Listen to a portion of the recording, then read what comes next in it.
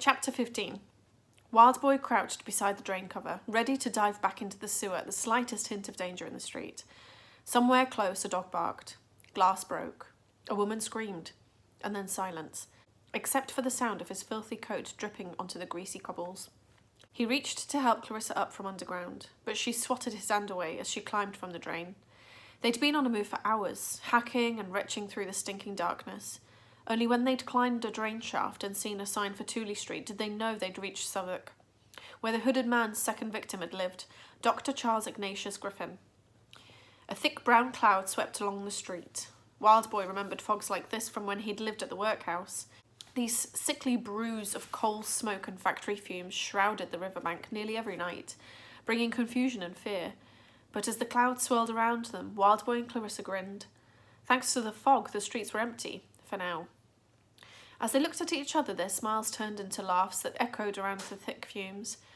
Partly they were relieved to have made it this far, but also they both looked so revolting.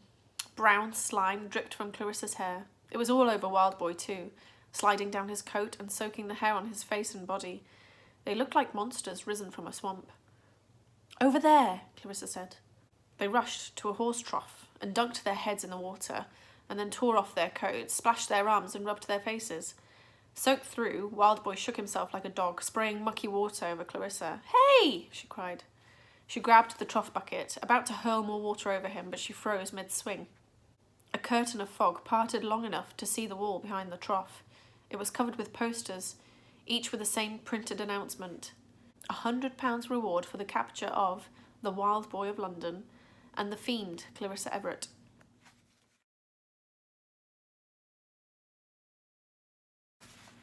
Clarissa dropped the bucket. "Fiend," she said. "Is that like a ghost?" Wildboy heard voices. Quickly he pulled Clarissa into an alley between two buildings. Slowly they dared a look. Through the fog, they saw several men silhouetted against the jaundiced light of a street lamp, dressed identically in high-collared coats and stovepipe hats. At the base of the lamp was something ragged and black, like a crow. "Sir Oswald's cravat," Clarissa said. They'd agreed that Sir Oswald would go ahead and tie his cravat around the lamp-post nearest to where Dr. Griffin had lived and worked. The house he'd signalled rose higher than those around it, 4 floors of brick and glass, covered in so much soot and grime from nearby factory chimneys that its entire face seemed to drip with darkness. Wrought iron railings ran along the front, like prison bars guarding the ground floor windows. "Who are them people outside it?" Clarissa said.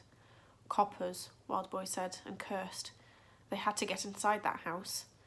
But before he could think what to do, Clarissa turned and ran off. A blur of red and gold charging down the alley. "I've got a plan! Follow me!" Wildboy chased after her, whispering for her to slow down, but she was in her element now. She swept along the back of the houses, backflipped over a fence and vaulted a wall. "Hurry up!" she called. He caught up with her in a small yard surrounded by high walls. Brightly coloured handkerchiefs hung on a washing line, fluttering in the fog, and the voices of the policemen echoed down an alley that trailed along the side of the building. A shiver of excitement ran up Wildboy's spine. This was Dr. Griffin's house. Clarissa was already at the back door, fiddling her picks in the lock. "It's bolted from the inside," she said. "This window's barred and all." Wildboy moved closer, intrigued by the iron bars that protected the window. He ran a finger around the mortar where the metal met the window ledge. "These bars are new," he said. "So?" So the doctor was scared of something. "But how did his killer get in?" Wildboy stepped back and surveyed the building in the light of a spluttering gas lamp. A cloud of fog parted just enough for him to see the first floor window. It wasn't barred. "Can you get up there?" he asked. "Course," Clarissa said. "I'm a circus star, remember?" She kicked off her boots, tied the laces together, and slugged them over her shoulder. Then she unhooked the washing line at both ends and threw that over her shoulder too. "I'll pull you up after," she said. In one lightning move, she sprang onto the top of the outhouse that stood against the wall. Then she shinned up an iron drain pipe and stepped casually onto the first floor window ledge. "This window's locked from inside and all. I'll try higher." Reaching up, she began to climb the wall like a spider, her fingers and toes curled into the gaps between the bricks. Wildboy watched in amazement. Sir Oswald had been right. It was useful to have an acrobat on his side. He saw that all of the fear had vanished from Clarissa's face, and her eyes seemed to sparkle, even in the fog. She looked happy. She glanced down and saw him watching. "What?" she said. "Nothing," Wildboy replied, trying to sound unimpressed. "Hurry up, will you?" A few moments later, she reached the second-floor window, and then she disappeared into the swirling fog above. Behind Wildboy, something moved.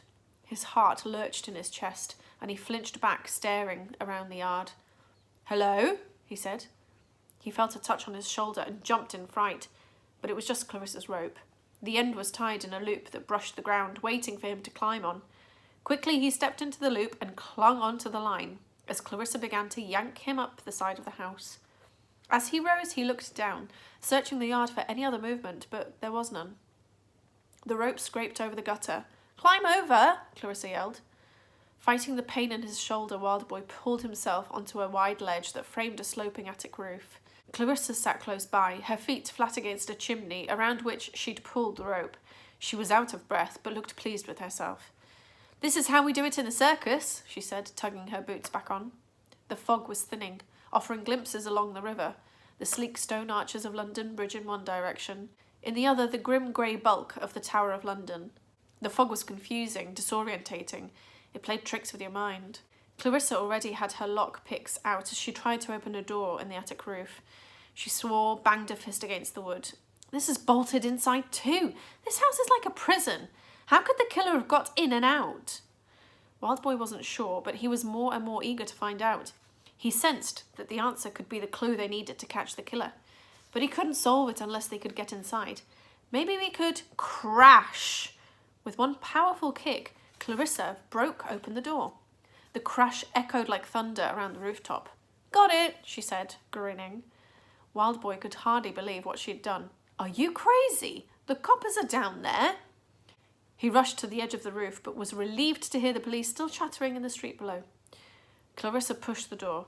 "I done my bit," she said. "Now you better do yours." That's the end of chapter 15. Come back again tomorrow for more chapters. Bye.